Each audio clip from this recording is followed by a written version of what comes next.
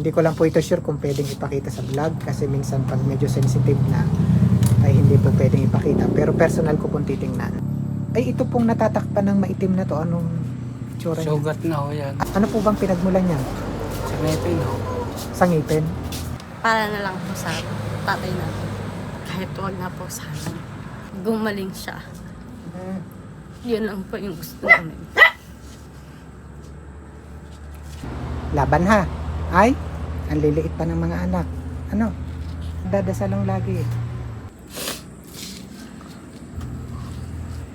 Kaya po sa electric.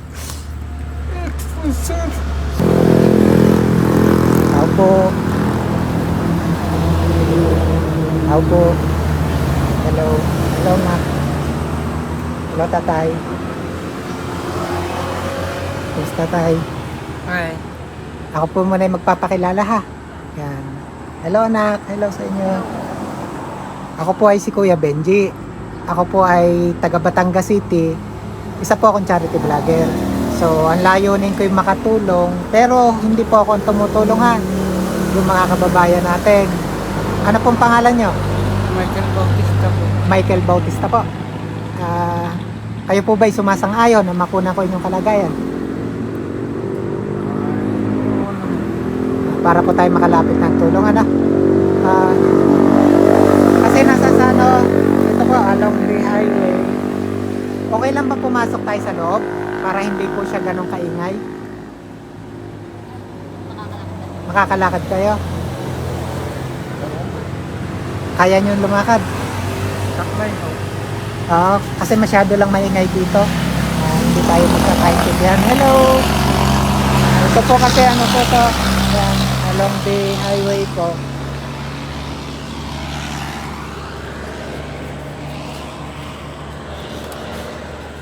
Hirap na rin pala kayong lumakad. Oo, ay pagkaho. Ay, magang-maga yung inyong paa. Ang alam ko lang yung problema nyo ay yung dito sa ano. Pero pati pala po yung paa nyo. Sige po, kaya nyo? Anahin lang po. Pasensya na tayo ha. Kasi mukhang hindi tayo sobrang ingay lang po talaga dito kasi along the highway.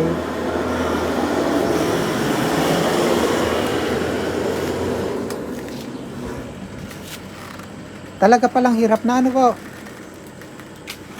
Hindi na matukod ni tata yung kanyang ano, yung isang paa niya. Hello, nakain yata kayo. Hello. Sinong bunso? Si Utay. Ito po yung ano, bahay po ni na Tatay Michael.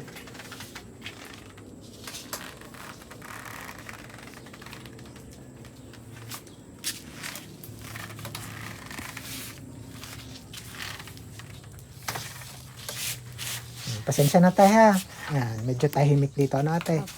Medyo sobrang ingay lang po talaga doon sa labas. Ano po ba nangyari sa inyo? Bakit ganyan? Nag-umpisa ho alis sa ngipin. Itong ano, Oo. okay lang. Pwede po bang makita kung ano yung nakatakip doon sa ano?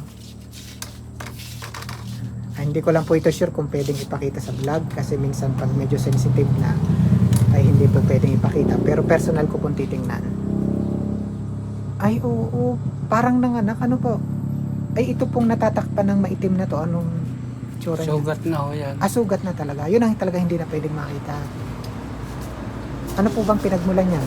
Sa ngipin ho. Sa ngipin? So pag sinabing ngipin, ano naging problema po? Yung umukol na ho siya. Nabunat ho yung ngipin. Opo, nabunot yung ngipin. Tapos, nagpabunot kayo ng ngipin o binunot nyo talaga? Kusa ho nabunat eh. Kusa nabunot. Tapos pagkatapos po nun, Tinarbaho ko. ano pa nangyari? Pumagaho. Pumagana. At yan na po yung nangyari talaga. Ganong katagal na? Ilan taon na to? Magdadalawang taon na po yun. Magdadalawang taon ng ganon. Opo, bukol lang po siya, 2 taon. Tapos, nung pumutok po, mag-1 taon na siya. Ito po, yung natatakpan sa baba, buko lang talaga.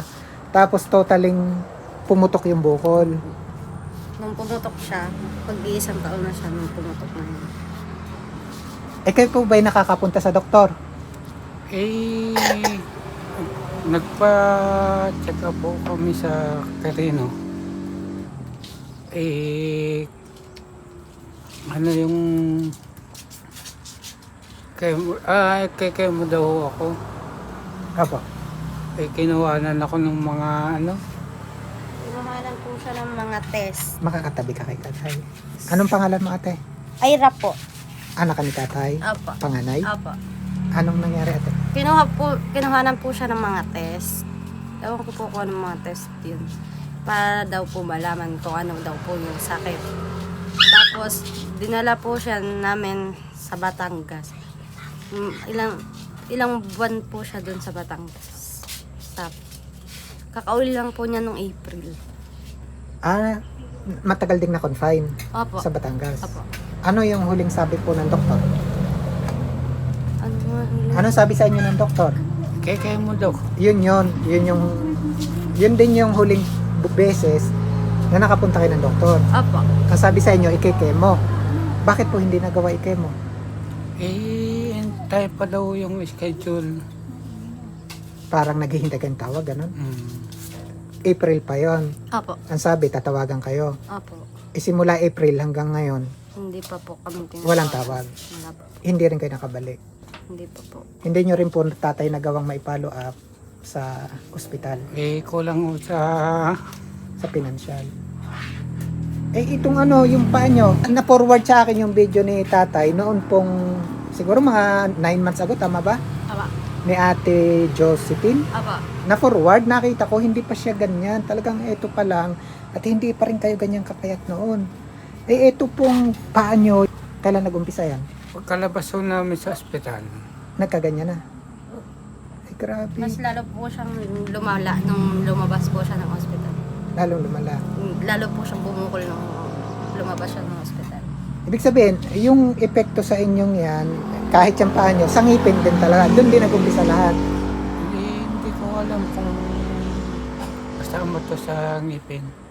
Basta, Wala po kasi sinabi ng doktor kung magka-connecta daw po sila. kasi nga, hindi na kayo nakabalik sa doktor. Oh, kahit noon pa po, wala po Wala rin. sinabi. Nung ba kayo nasa ospital, may ganyan na o wala pa? Meron na po. Meron na din. Kaso po, hindi po siya ganyan kalala na parang rayuma lang po kung ganun. Parang ganun lang po. Yung sinasabing ikay mo si tatay Michael, ano pa? Ano yun? Cancerous? Bakit kailangan ikay? Opo, ang Lymphoma nakalagay cancer. po lymphoma Lymphoma cancer. cancer. Yun yung findings dito po sa Opo. yung bukol dun sa na ang pinagmulan ulit ay dahil dun sa nabunot ng ngipin. Opo. Grabe tatay Michael. Sobra. Akala ko talaga, yung ngipin lang talaga. Yun yung ang payat-payat nyo na Matanong ko ba, kayo ba ilang taon na? 41 ho. 41? Ang bata pa! Tatay ako ng tatay, ako'y 46 na.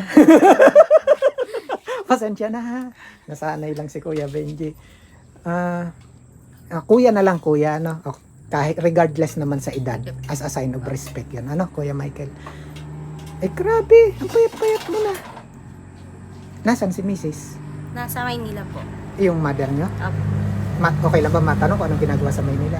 Nag-a-apply po for abroad. Gano'ng katagal na? 4 months po ata. 5 months. Yun. Ilan ba kayo magkakapatid? 5 pa. 5? Kami po. Hello! Nene. Asa na kayo? Asa na? Ate, halika dito. Asa na si Bunso? Ay, yung dinat ng kurito kanina. Ayun po. Hello anak, halika nga dito. Sinong panganay? Ako po. Tapos ang sunod, Siya po. si ateng Apo. panganay, nanganganay. Na, Halika dito. Pasensya na. Ilang taon ka na ba? 19 pa. 19. Si ate? 16 po. 16. Pero, nanganganay. Opo. Ano po ka dito kasi mga nanay. Bata pa ikaw ha. Kumusta naman yung pagbubuntis mo? Okay lang naman po. Si mister, Nasa trabaho po. okay naman. Opo. Sabihin mo kay mister, pagbubutihin ha. Pero ang bata pa, ikaw ate, Asawa po. may asawa ka na rin. Oo. May mga pamilya na pala tatay Michael, kuya Michael. May anak ka na. Wala po. Sino nung nag-aasikaso dito? Ako po. Kami po mag-asawa. Ikaw ang tumatayong... Magulang sa kanila. Nakakapag-aral ba ang mga bata? Opo. Sino dito ang nag-aaral? Ito pong dalawang kambal. Kambal. Halika rito na. Kambal ka pala. Tabi ka doon, tabi. Kambal pala kayo. Opo. Tingnan nga, kung magkamukha. Sino mas maganda sa dalawa? Tapos si Bunso. Ilang taon si Bunso? 3 years old po. 3 years old. Paano yung kabuhayan nyo rito, Kuya Michael?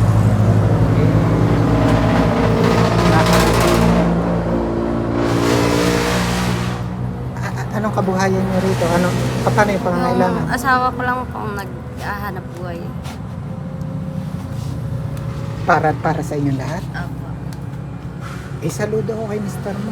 Anong pangalan ni Kuya? LJ po. Aljay? Opo. Grabe, saludo ko kay Mr. mo. No? Kinilabutan ako dun na. Parang, swerte mo tatay, Kuya Michael, swerte mo dun sa anak mo, swerte mo rin dun sa manugang mo.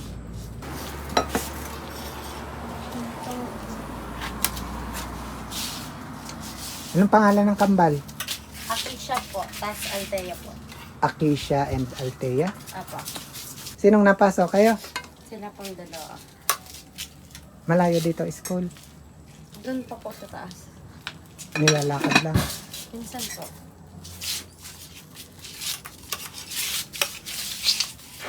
Ikaw talaga nag-aasikaso. Opo. Wala pa kayong anak. Wala pa po.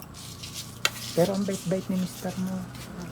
Alam ba, napapag-usapan yung personal yung sitwasyon. Ano yung nagiging reaction niya doon sa kalagayan niya? Wala po. Mas naaawa po siya sa amin. Kasi sa... Lagi po siyang think positive. Grabe yung support. Kaya, ano bang trabaho mo? Sa ano po? Dewata po. Resort po. Sa resort. Construction lang po sa resort. Sa ano po, mahirap po talaga. Isa lang po yung nagtatrabaho sa kanila. Kasi ang pinag-uusapan natin doon is yung kakainin pa lang, di ba? Yung kalagayan ni Kuya Michael. Gano ba bilang panganay, ikaw ang nag-aasikaso sa kanya? Kay Tatay Michael? Doon sa sitwasyon ni Kuya Michael ngayon, ano masasabi mo sa sitwasyon niya? Sa sitwasyon po niya, para sa akin, kung ako po yung nasa kalagayan niya, nahihirapan po ako sa kanya. Ano ba nakikita mo pinagdaraanan niya sa araw-araw? Yung paghihirap po niya sa nararamdaman niya. Gusto sabihin sa mga Gusto ko kababayan lang natin? pong healing is para na lang po sa tatay natin. Kahit wag na po sa amin. Ang gusto ko lang po is gumaling siya. Yun lang po yung gusto namin.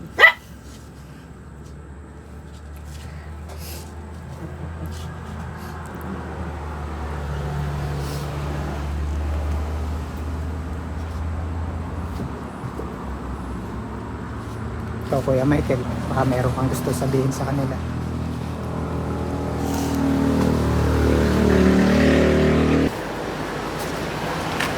Yan ang inumin nyo? Saan kayo kumukuha ng tubig? Sa takas.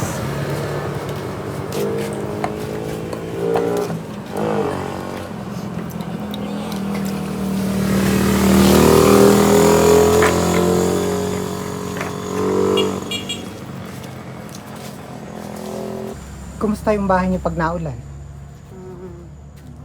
Natulo-tulo po.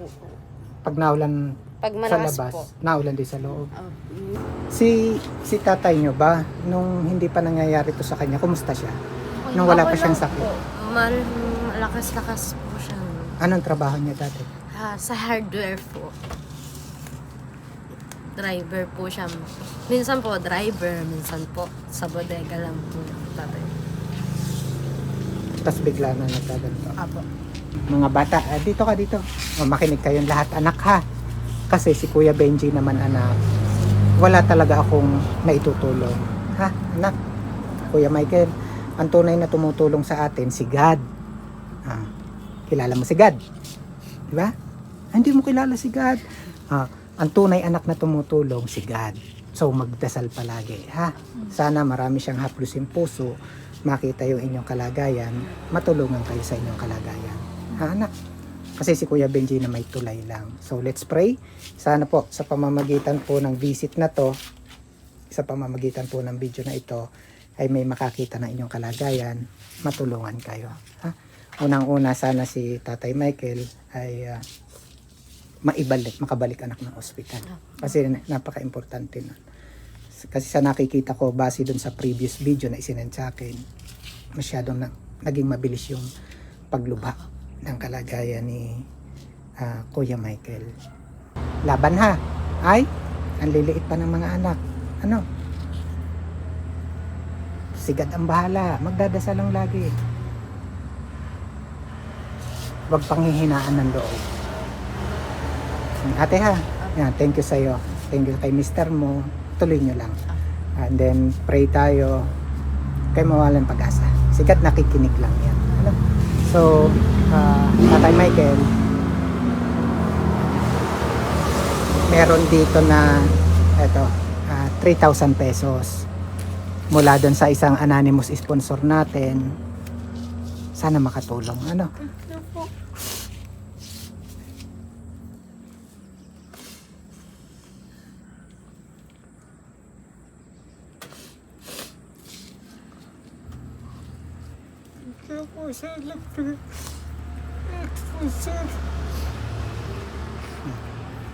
Basta pray tayo ha. Yan, sana ito naman yung umpisa ng blessing para sa inyo anak. Ha? Tulungan niyo ako magdasal. Andiyan na si God, nakikinig lang siya. No? O, katulad dito, in-expect niyo bang ako'y darating? Hindi po. In-expect niyo bang meron akong dala? Hindi rin. Ibig sabihin, andyan si God. Hindi siya natutulog. Naririnig niya yung mga dasal natin. Ibibigay niya yan dun sa mga oras na hindi natin inaasahan. Ha? Kuya Michael, laban lang. Sa mga nais po magpaabot ng tulong, ano po, para po sa pamilya ni Kuya Michael, para kay Kuya Michael, kung kayo po mag-send doon sa aking account, huwag nyo lang kalimutan po lagyan ng isang maigsing message for Kuya Michael. Yun po para alam ko, anak, alam ba, may natanggap si Kuya Benji, alam kong yun para sa inyo. No? So, kung may darating na tulong, hindi ko alam. Kung may darating na tulong, malaki o maliit, hindi alam ni Kuya Benji. Ang alam ko lang, basta may dumating na tulong para sa inyo, makakarating sa inyo. So, let's pray. Sana maraming haplusing puso si God. Sana itong hawak ni Kuya Michael na to ay umpisa ng blessing, umpisa ng tulong para sa inyo.